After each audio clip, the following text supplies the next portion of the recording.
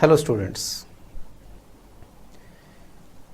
through this video we are going to discuss certain topics which are felt difficult and confusing for the students. We shall have a little discussion on all these topics so that you can have a clarity on this topic, and you need to make yourself sure that before you go for the board examination these topics are clear in your mind. देखते हैं ये topic कौन कौन से हैं. In art, management is a profession, management is a science. अगर हम इसका रिवर्स चलें, just like कि management is not a pure profession, not a fulfilled profession. Management is an inexact science or inaccurate science. Management is an art as well as science. अगर इस तरीके से question अगर आते हैं तो ये क्वेश्चन जो हैं हाई ऑर्डर थिंकिंग स्किल्स में चले जाते हैं. इसलिए जरूरी है कि इन क्वेश्चंस की आप पहले ही तैयारी करके चलें कि अगर ये क्वेश्चन अगर आपसे पूछे जाते हैं तो आप किस तरीके से अपना आंसर लिखेंगे. आगे हम बात करते हैं सेकंड चैप्टर की. सेकंड चैप्टर जो है हमारा है प्रिंसिपल्स ऑफ मैनेजमेंट. अब प्रिंसिपल्स ऑफ मैनेजमेंट चैप्टर के अंदर कई सारे प्रिंसिपल्स ऐसे हैं जो आपस में काफ़ी रिलेट करते हैं और काफ़ी कंफ्यूजन क्रिएट करते हैं.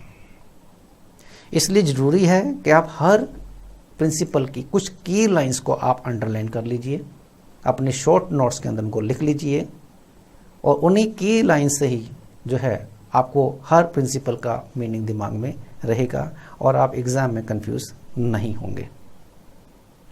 और फिर भी अगर कंफ्यूजन है, आपके पास अभी सफिशिएंट टाइम है, आप मुझसे भी कंटैक्ट कर सकते हैं, आप अपने टीचर से कंटैक्ट कीजिए. अगर आपकी कोई दिक्कत है, परेशानी है तो आप पहले उसको क्लियर कीजिए. इन प्रिंसिपल्स के अंदर just like principle of order. Order की अगर हम बात करते हैं, ऑर्डर का मतलब कमांड नहीं होता. ऑर्डर का मतलब यहाँ पर जो है दो तरह के ऑर्डर हैं, सिस्टमेटिक प्लेसमेंट, और दो तरह के ऑर्डर हैं, एक है सोशल ऑर्डर, एक है मटेरियल ऑर्डर. सोशल ऑर्डर की जब हम बात करते हैं तो इसका मतलब ये होता है कि जो ऑर्गेनाइजेशन में जो एम्प्लॉयज़ काम करते हैं वो अपने सीट पे हमें अवेलेबल मिलें. हर पर्सन का ऑर्गेनाइजेशन के अंदर एक पर्टिकुलर ऑफिस होता है, पर्टिकुलर प्लेसमेंट होता है, पर्टिकुलर सीट होती है. वो there must be a right place for the right people. ये हम कहते हैं सोशल ऑर्डर. दूसरा होता है material order, the place for the material और equipments so that after we use we can keep them there. तो जो भी आप टूल्स इस्तेमाल करते हैं, मटेरियल इस्तेमाल करते हैं, इस्तेमाल करने के बाद उनको अपनी उन इस जगह पे उनको रख देना. अगला प्रिंसिपल है डिसिप्लिन. डिसिप्लिन का मतलब ये होता है कि एम्प्लॉयर हो या एम्प्लॉय हो, जो भी टर्म्स एंड कंडीशंस एम्प्लॉयमेंट की हैं वो उन्हें पूरा करें.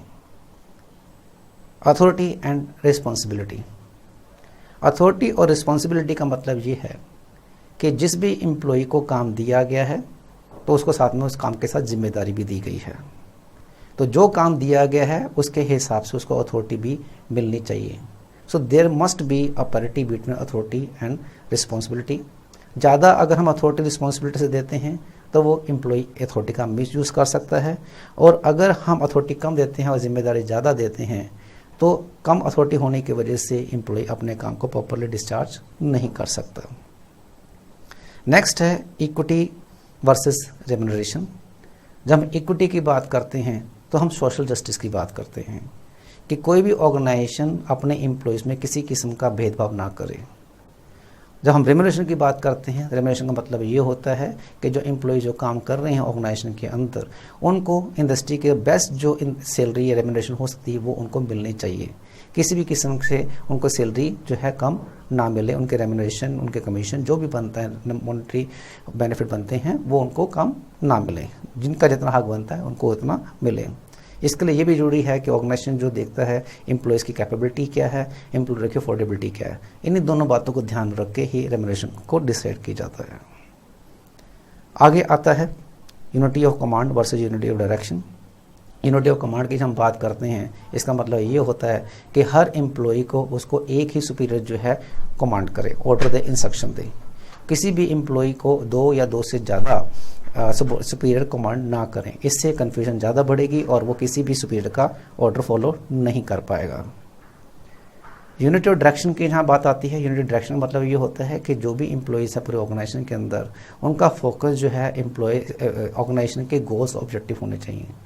तो जिस हर ऑर्गेनाइजेशन के अंदर हर एम्प्लॉय के पास सर्टेन गोल्स होते हैं, सर्टेन ऑब्जेक्टिव होते हैं, उनका सारा फोकस जो है अपने गोल्स ऑब्जेक्टिव की तरफ होना चाहिए। नेक्स्ट आते हैं centralisation and decentralisation. Centralisation decentralisation की जहाँ बात आती है वो आती है अथॉरिटी की, कि किसी ऑर्गेनाइजेशन के अंदर जो है अथॉरिटी जो है कंसंट्रेट की जाती है with the higher level, with the top level, और किसी ऑर्गेनाइजेशन के अंदर जो है अथॉरिटी जो है डिस्पर्स की जाती है टू द लोअर लेवल। ये डिपेंड करता है कि ऑर्गेनाइजेशन के साइज के ऊपर, ऑर्गेनाइजेशन की पॉलिसी के ऊपर। कुछ ऑर्गेनाइजेशन जो हैं ज़्यादा अथॉरिटी अपने हाथ में रखते हैं टॉप लेवल, और कुछ ऑर्गेनाइजेशन ऐसे होते हैं जो अथॉरिटी को नीचे लोअर लेवल तक जो है डेलीगेट करते हैं। तो जहाँ तक डिसेंट्रलाइजेशन की बात आती है, डिसेंट्रलाइजेशन के अंदर भी जो है सारी की सारी अथॉरिटी डेलीगेट नहीं की जाती है। कुछ ना कुछ जो डिसीजन जो होते हैं हमेशा टॉप लेवल के हाथ में होते हैं। जो मेजर की डिसीजन होते हैं वो हमेशा टॉप लेवल के हाथ में ही रहेंगे। सो किसी भी ऑर्गेनाइजेशन के अंदर कंप्लीट सेंट्रलाइजेशन और कंप्लीट डिसेंट्रलाइजेशन कभी भी पॉसिबल नहीं हो सकता। जहाँ तक आजकल बात करें, आजकल जो प्रेजेंट इन्वायरमेंट है, कॉर्पोरेट कल्चर है, कॉर्पोरेट कल्चर के अंदर मैक्सिमम को डिसेंट्रलाइजेशन देखने को मिलेगा। लेकिन अगर हम गवर्नमेंट डिपार्टमेंट्स की बात करें तो वहाँ आपका जो है सेंट्रलाइजेशन आपको ज़्यादा मिलेगा। Initiative versus team spirit. Initiative का मतलब होता है कि कोई भी एम्प्लॉय काम करते वक्त अगर उसके दिमाग में कुछ नए आइडियाज़ अगर आते हैं, कुछ सजेशंस आती हैं, तो वो उनको अपने सुपीरियर तक जो है शेयर करे, और सुपीरियर जो है अगर वो सजेशंस की अगर कोई काम आती हैं, अगर इम्प्लीमेंट हो सकती हैं, तो वो उन्हें इम्प्लीमेंट करे और उनको प्रॉपर रिकग्निशन भी दें। टीम स्पिरिट का मतलब होता है आपस में कोऑपरेशन का होना। एम्प्लॉय जब भी काम करें हमेशा टीम के अंदर मिलकर काम करें, एक दूसरे को कोऑपरेट करें। एक सुपीरियर जो है जूनियर अपने सबॉर्डिनेट को कोऑपरेट करे, एक सीनियर अपने जूनियर को सपोर्ट करे। इस तरीके से जो है सबका फोकस जो है एक ऑर्गेनाइजेशन गोल्स होना चाहिए। इक्विटी और इक्वालिटी में भी डिफरेंस होना चाहिए। देखिए हमारे जो कोर्स में जो है इक्विटी प्रिंसिपल है, लेकिन इक्वालिटी प्रिंसिपल नहीं है। जब हम इक्विटी की बात हम पहले ही कर चुके हैं, सोशल जस्टिस, लेकिन इक्वालिटी की बात करते हैं तो इक्वालिटी का मतलब हो जाता है इक्वल डिस्ट्रीब्यूशन।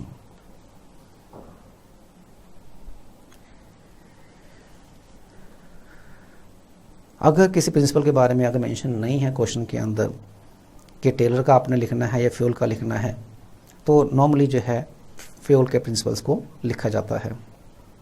ये भी ध्यान रखिए, कई बार जो है बच्चों के सामने प्रॉब्लम आती है कि principles of management are flexible and contingent. इन दोनों में फ़र्क बच्चों को कई बार नहीं मालूम पड़ता। तो इन दोनों में फ़र्क है। जहाँ फ्लेक्सिबल की बात करते हैं, फ्लेक्सिबिलिटी रेफर्स टू फुल और partial use of a certain principle, जबकि हम कंटीजेंसी की जब बात करते हैं, contingency refer to full use और no use of certain principle. तो आई थिंक ये बात आपको क्लियर है कि जहाँ फ्लेक्सिबिलिटी की बात आ रही है तो हम पार्शियल यूज़ कर सकते हैं, फुल यूज़ कर सकते हैं, लेकिन कंटीजेंसी से बात करते हैं या तो कंप्लीट यूज़ करते हैं या बिल्कुल उसको इग्नोर करते हैं। आगे बात है चैप्टर नंबर 3 की बात आती है। चैप्टर नंबर 3 के अंदर जो है एक नया टॉपिक लास्ट ईयर ऐड हुआ 2016 एग्जाम्स ऑनवर्ड्स, मैनेजरल रिस्पॉन्स। ये टॉपिक एनसीईआरटी बुक में नहीं है, तो इसकी भी आपने तैयारी करनी है।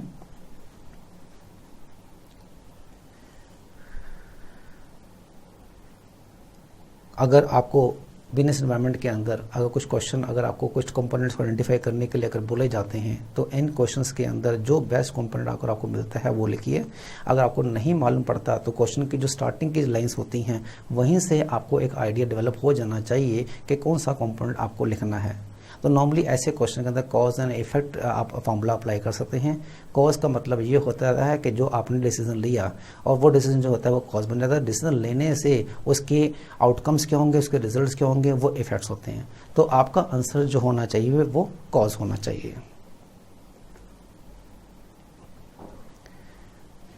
चैप्टर 4 की हम बात करते हैं। चैप्टर 4 के अंदर जो है टाइप्स ऑफ प्लान्स की बात आती है। टाइप्स ऑफ प्लान जो है हमारे अबाउट 8 टाइप्स ऑफ प्लान्स हैं। इसके अंदर से जो है हमारा ऑब्जेक्टिव और स्ट्रेटेजी है वो किसी भी कैटेगरी में नहीं आती हैं। तो कैटेगरी की हम बात करें वो 2 तरह की कैटेगरी हैं आपके, एक तो सिंगल यूज प्लान है और स्टैंडिंग प्लान है। इन्हीं के अंदर हमारे बाकी 8 जो प्लान्स हैं वो डिस्कस किए गए हैं। Planning leads to rigidity and planning reduces creativity, इसको भी आप अच्छी तरीके से समझ लीजिए। आगे हम बात करते हैं चैप्टर नंबर 5 की, जिसके अंदर हम बात करते हैं identification of appropriate organise structure. Normally होता क्या है, जब सिंगल लाइन ऑफ प्रोडक्ट होती है तो हम फंक्शनल स्ट्रक्चर को अडॉप्ट करते हैं, और जब मल्टीपल लाइन ऑफ प्रोडक्ट्स होती है तो हम डिविजनल स्ट्रक्चर को हम फॉलो करते हैं। लेकिन कई बार कुछ ऐसा कन्फ्यूजन भी हो सकती है कि जहाँ हमें सिंगल लाइन ऑफ प्रोडक्ट तो हमें नजर आ रही है लेकिन डिविजनल स्ट्रक्चर अप्लाई हो सकता है। तो आप ये ध्यान रखिए, किसी भी सिंगल लाइन ऑफ प्रोडक्ट के अंदर अगर प्रोडक्शन डिपार्टमेंट अलग है, आपका सेल डिपार्टमेंट अलग है, मार्केट डिपार्टमेंट अलग हो सकता है, तो वहाँ डिविजनल स्ट्रक्चर अप्लाई होगा। जैसा कि हम लॉक्स की बात करें, लॉक्स दो तरह के हो सकते हैं, जैसा कि manual locks and digital locks. तो अगर एक कंपनी पहले से ही अगर मैनुअल लॉक्स बनाती आ रही है और रिसेंटली अगर उसने डिजिटल लॉक में एंटर किया है, तो जो मैनुअल लॉक्स की जो मार्केट है वो अलग होगी और डिजिटल लॉक की मार्केट अलग होगी। तो इस तरीके से दोनों की मैन्युफैक्चरिंग अलग होगी। दो both are under same type of product but their production unit will be different, their marketing department will be different, their sale department will be different, that's why divisional structure will be followed. इस तरह से हम fast moving consumer goods की बात करते हैं। By default अगर कुछ ना लिखा हो तो फास्ट मूविंग कंज्यूमर गुड्स को जो है आप वाले केस में आप डिविजनल स्ट्रक्चर को फॉलो कर सकते हैं। लेकिन फास्ट मूविंग कंज्यूमर गुड्स के अंदर भी सिंगल लाइन ऑफ प्रोडक्ट भी हो सकती हैं, मल्टीपल लाइन प्रोडक्ट्स भी हो सकती हैं। तो आप क्वेश्चन को बड़े ध्यान से पढ़िए। क्वेश्चन की फॉर्मेशन के ऊपर ही डिपेंड करता है कि आंसर क्या होगा। तो जब तक क्वेश्चन को आप ध्यान से नहीं पढ़ेंगे, केस को ध्यान से नहीं पढ़ेंगे, ये कहना बड़ा मुश्किल होगा कि जो रूल्स आपको दिए गए हैं क्या रूल्स हर जगह अप्लाई होंगे या नहीं होंगे।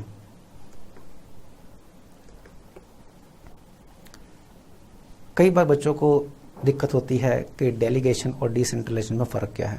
ये हमेशा ध्यान रखिए, जब हम डेलीगेशन की बात करते हैं तो डेलीगेशन जो होता है वो दो पर्सन्स के बीच में होता है, एक सुपीरियर और दूसरा सबॉर्डिनेट या सबॉर्डिनेट्स। तो कोई भी सुपीरियर जब अपने सबॉर्डिनेट या सबॉर्डिनेट्स को अपना कुछ काम डिस्ट्रीब्यूट करता है, देता है, that is known a delegation of work. तो डेलीगेशन में जो है सबसे पहले जो होता है entrustment of work, that is transfer of work, फिर अथॉरिटी उसको दी जाती है, फिर रिस्पॉन्सिबिलिटी उसकी क्रिएट की जाती है किस लेवल तक जो उसको जिम्मेदार ठहराया जा सकता है, और लास्ट में होती है अकाउंटेबिलिटी कि अगर वो काम अगर प्रॉपर तरीके से नहीं करता है, जो उसको ऑर्डर इंस्ट्रक्शन दिए गए हैं, तो उसके कॉन्सिक्वेंसेस क्या होंगे। तो हमेशा ध्यान रखिए कि डेलीगेशन जो होगा हमेशा दो पर्सनस के बीच में होगा, एक सुपीरियर और सबॉर्डिनेट्स एंड सबॉर्डिनेट्स। लेकिन जब डिसेंट्रलाइजेशन की बात करते हैं तो डिसेंट्रलाइजेशन जो होता है that is delegation of authority throughout the organisation. Throughout the organisation मतलब कि टॉप लेवल मिडिल लेवल को अथॉरिटी डेलीगेट करता है, मिडिल लेवल लोअर लेवल को डेलीगेट करता है, और लोअर लेवल जो है आगे वर्कफोर्स को काम डेलीगेट करता है।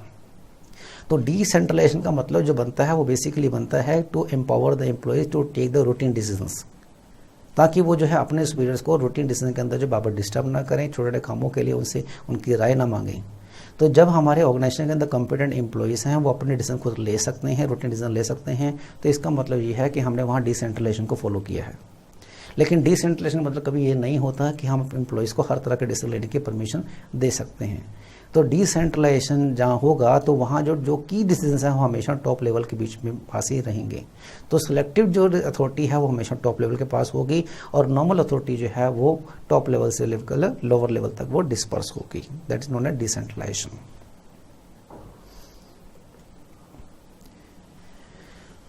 नेक्स्ट चैप्टर आता है आपका बैरियर्स ऑफ डायरेक्टिंग। डायरेक्टिंग अंदर एक कंपोनेंट है आपका बैरियर्स टू कम्युनिकेशन।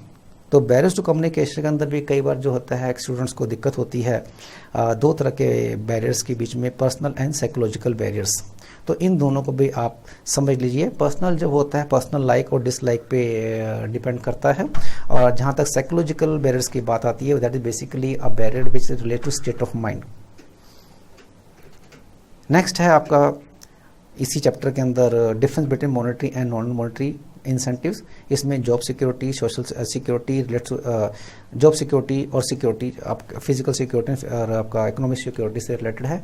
तो ध्यान रखिए कि इंसेंटिव जो है मॉनेटरी नॉन मॉनेटरी, कई बार बीच में आपको कन्फ्यूजन हो सकती है कि कौन सा मॉनेटरी है कौन सा नॉन मॉनेटरी है। तो इसमें जो है आपका सिक्योरिटी को भी आप ध्यान रखना चाहिए कि जो मैस्लो की थ्योरी जहाँ तक बात की गई, तो मैस्लो की थ्योरी के अंदर जो है सिक्योरिटी नीड्स की बात की गई है। तो सिक्योरिटी जो है नीड्स होती है दो तरह की होती हैं, एक फिजिकल सिक्योरिटी आपकी होती है, आपकी एक इकोनॉमिक सिक्योरिटी होती है। और तो ये आप इन चीज़ों को हमेशा ध्यान रखें। मैस्लो की थ्योरी के अंदर ही जो है मैस्लो की सोशल नीड और सोशल सिक्योरिटी नीड्स, इन दोनों के बीच में आपको फ़र्क करना आना चाहिए। जब हम सोशल नीड्स की बात करते हैं तो हम बात करते हैं एफिलिएशन नीड्स की बात करते हैं, लेकिन हम सोशल सिक्योरिटी नीड्स की बात करते हैं तो this type of need relate to the your retirement benefit in the form of provident fund, in the form of gratuity. इसी के अंदर जो है दो तरह की और आगे नीड्स आती हैं, esteem needs and self exploration needs. इन दोनों नीड्स को भी आपस में डिफरेंशिएट करना बहुत ज़रूरी है। तो जहाँ हम सेल्फ एस्टीम नीड्स की बात करते हैं तो हम बात करते हैं प्रॉपर ऑफिस की, प्रॉपर इंसेंटिव्स की, और लेकिन जब हम सेल्फ एक्सप्लोरेशन की जब बात करते हैं वो नीड जो बेसिकली जो किसी इंडिविजुअल की इंटरनल जो इनहेरेंट कैपेसिटी से पोटेंशियल्स हैं उनको हार्नेस करने की जब बात आती है तो वो आपकी सेल्फ एक्सप्लोरेशन नीड्स बन जाती हैं। स्टाफिंग प्रोसेस को आपने डिफरेंशिएट करना है सिलेक्शन प्रोसेस से। कई बार स्टूडेंट्स में कन्फ्यूजन रहती है, स्टाफिंग प्रोसेस और सिलेक्शन प्रोसेस को हमेशा आपस में इंटरलेट करते हैं, तो ध्यान रखिए दोनों टॉपिक आपस में डिफरेंट हैं। अब हम बात करते हैं चैप्टर नंबर 9 की, आपका फाइनेंशियल मैनेजमेंट। फाइनेंशियल मैनेजमेंट में भी कुछ टॉपिक आपस में इंटरलेटेड लगते हैं और कई बार कन्फ्यूजन हो जाती है और बच्चे जो हैं किसी टॉपिक का आंसर किसी और टॉपिक में लिख देते हैं। तो ध्यान रखिए इन टॉपिक्स को अच्छी तरीके से अंडरस्टैंड कर लीजिए कि जस्ट लाइक आपका जो है factors affecting capital budgeting decision, investment decision and capital budgeting are similar terms. ये तीनों के तीनों जो टर्म्स हैं आपस में बिल्कुल सिमिलर हैं। तो जब हम फिक्स कैपिटल डिसीजन की बात करते हैं, इन्वेस्टमेंट डिसीजन की बात करते हैं, इन्वेस्टमेंट डिसीजन की बात करते हैं, इसका मतलब ये होता है कि हमने जो एसेट्स परचेज करनी है, एसेट दो तरह के हो सकते हैं आपकी, लॉन्ग टर्म और शॉर्ट टर्म। लॉन्ग टर्म में आपका जो है टेंजिबल इंटेंजिबल आ जाती है और शॉर्ट टर्म की जब बात करते हैं तो वर्किंग कैपिटल रिक्वायरमेंट्स की बात आती है। तो हमेशा ध्यान रखिए कि फिक्स कैपिटल डिसीजन का मतलब जो होता है कि हमने एसेट जो प्रोक्योर करनी है उसका एक एस्टिमेशन, तो उसको एस्टिमेशन करने के समय हमें किन किन बातों का ध्यान रखना है, these are the factor related to your capital budgeting decisions. Next point जो आ जाता है, फैक्टर्स अफेक्टिंग चॉइस और capital structure are different from the factor affecting fix capital decisions. तो जब हम फैक्टर अफेक्टिंग कैपिटल स्ट्रक्चर की बात करते हैं तो इसके अंदर जो हम डेट और इक्विटी दोनों में डिफरेंशिएट करते हैं कि कोई ऑर्गेनाइजेशन जब फंड्स रेज करता है तो फंड्स जब रेज करता है लॉन्ग टर्म पर्पज से, तो उसके बाद दो तरह के सोर्स होते हैं, एक डेट होता है और एक इक्विटी होती है। जब हम डेट की बात करते हैं तो लॉन्ग टर्म फंड्स की बात की होती है इन the form of debenture, in the form of bonds, public deposit etcetera. लेकिन जब इक्विटी की बात की जाती है तो इक्विटी का मतलब होता है equity share capital and preference share capital. तो अलग अलग सिचुएशन के अंदर कभी कंपनी डेट से पैसा इकट्ठा करती है तो कभी इक्विटी से पैसा इकट्ठा करती है। तो इन दोनों में एप्रोप्रिएट ऑप्टिमम प्रोपोर्शन कितना होना चाहिए डिपेंड करेगा एक कंपनी के फाइनेंशियल पोजीशन के ऊपर। अगर कंपनी के फाइनेंशियल पोजीशन स्ट्रॉन्ग है तो वो डेट कंपोनेंट को की तरफ जा सकती है, और अगर फाइनेंशियल पोजीशन अगर वीक है तो इक्विटीज पैसा रेस करना ज़्यादा प्रेफरेबल होता है। तो factor affecting capital structure and factor affecting capital decisions are different. तो हम पहली बात कर चुके हैं। तो factor affecting capital budgeting decision are related to your procurement of the assets. Next हम बात करते हैं इसी चैप्टर के अंदर, वो है हमारा factor affecting financing decision and factor affecting choice of capital structure. तो जब हम बात करते हैं फैक्टर अफेक्टिंग फाइनेंसिंग डिसीजंस, तो फैक्टर अफेक्टिंग फाइनेंसिंग डिसीजन का मतलब ये होता है कि हमने जो एसेट्स प्रोक्योर करनी हैं उनके लिए हमारा पैसा कहाँ कहाँ से आएगा। तो जो हमने एसेट्स प्रोक्योर करनी है उसके लिए हमने बात की है factor affecting capital budgeting decision और फिक्स कैपिटल डिसीजन। लेकिन इनको प्रोक्योर करने के लिए हमारा फंड्स कहाँ से आएंगे, तो उसका एक टॉपिक जो है वो है capital factors affecting financing decision. तो under financial decision we have to see कि लॉन्ग टर्म जो हमारी एसेट्स हैं उसके लिए हमारे पास सोर्सेज ऑफ फंड्स क्या हैं, और जो शॉर्ट टर्म हमारी जो एसेट्स हैं वर्किंग कैपिटल रिक्वायरमेंट उसके लिए फंड्स क्या हैं। तो अंडर फाइनेंसिंग डिसीजन अगर हम long term sources of funds की बात करें तो हमारे पास दो तरह के सोर्सेज हैं, डेट एंड इक्विटी, और डेट इक्विटी का हम पहले भी जिक्र कर चुके हैं। और जहाँ तक बात आती है आपकी शॉर्ट टर्म एसेट्स की, शॉर्ट टर्म एसेट्स हम बात कर चुके हैं, that is working capital requirement. और वर्किंग कैपिटल रिक्वायरमेंट को पूरा करने के लिए हम बैंकों से शॉर्ट टर्म लोन ले सकते हैं, बैंक ओवरड्राफ्ट फैसिलिटी सकती हैं, कैश क्रेडिट फैसिलिटी ले सकते हैं, ट्रेड क्रेडिट हम डेटर से ज़्यादा ले सकते हैं और अपने क्रेडिटर्स को क्रेडिट पीरियड कम अलाउ कर सकते हैं। इस तरीके से जो हमारी जो है short term working capital needs जो होती हैं हमारी पूरी हो जाती हैं। नेक्स्ट आता है factor affecting fix capital decision are different from the factor affecting requirement of management of fix capital.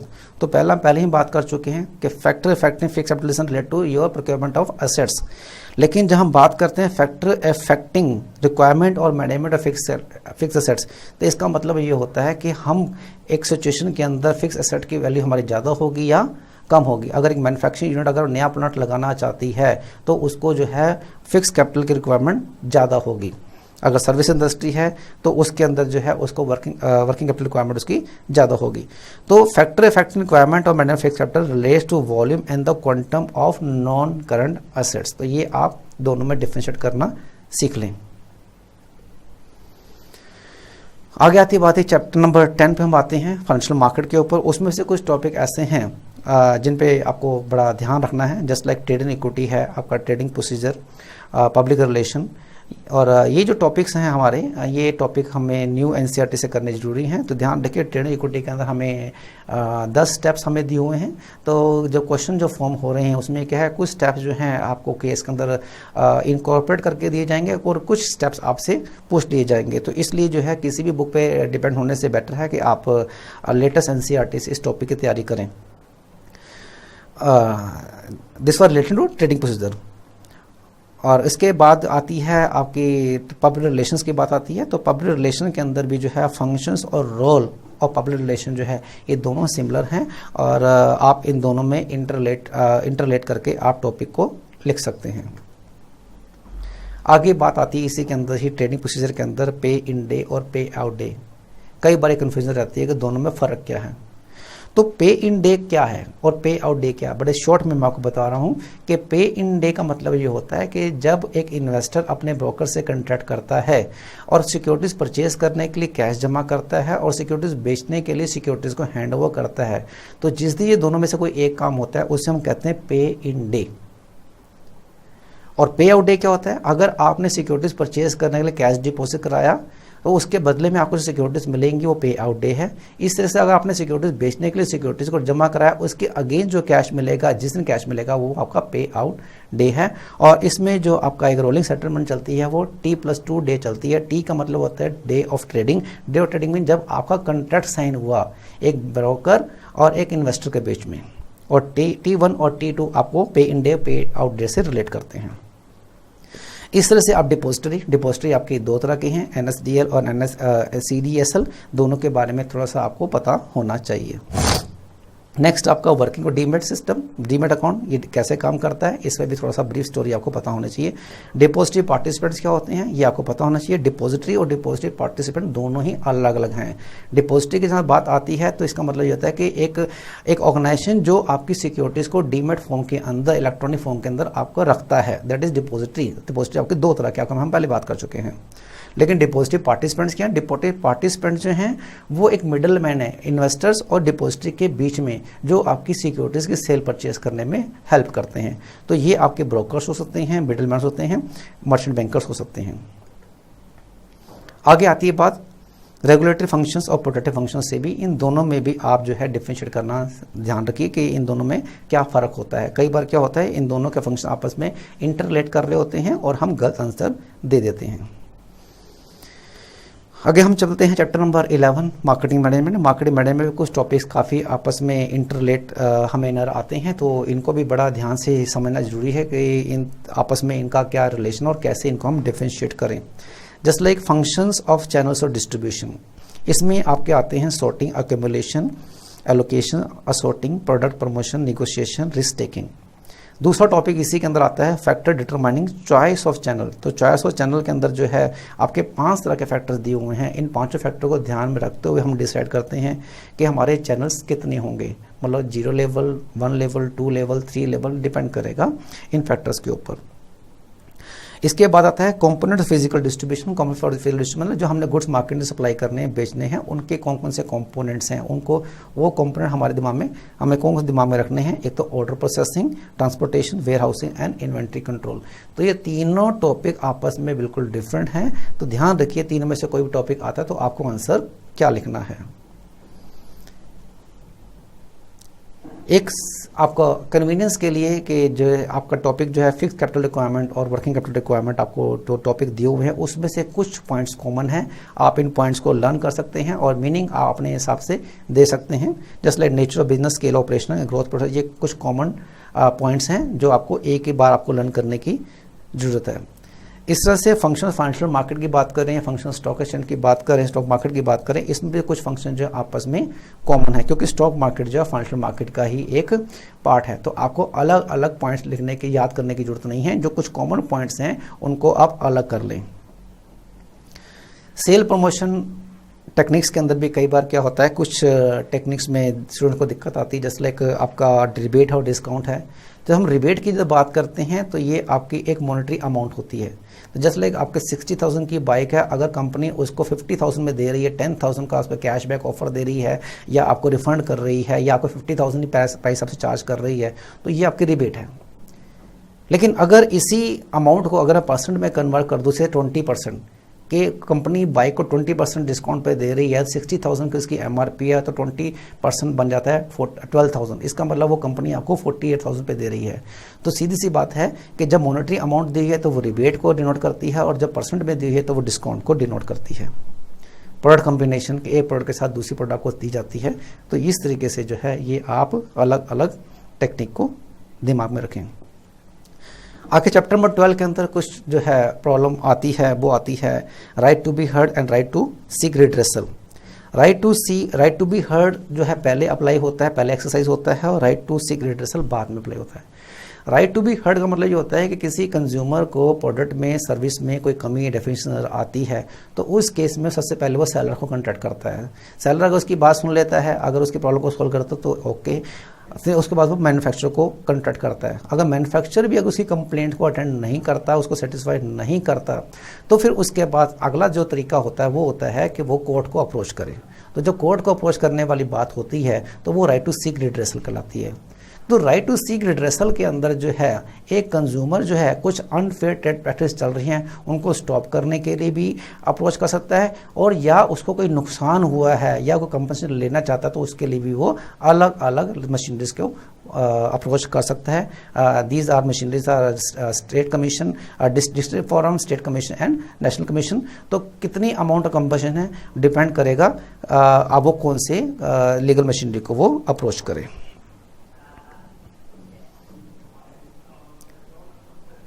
ये आपको निमोनिक टेक्निक नजर आ रही हैं। तो निमोनिक टेक्निक का मतलब ये है कि कुछ आपने प्रिंसिपल्स को आपने जो है, जैसे आपने ये मैडम प्रिंसिपल्स की बात कर रहे हैं, तो 14 प्रिंसिपल अगर आप याद नहीं कर सकते हैं तो हर प्रिंसिपल का आपने कुछ अल्फ़ाबेट को चूज़ कर लिया, और उन अल्फ़ाबेट्स को कंबाइन करने के बाद आपने एक प्रॉपर एक वर्ड बना लिया, just like oh seduce Russia.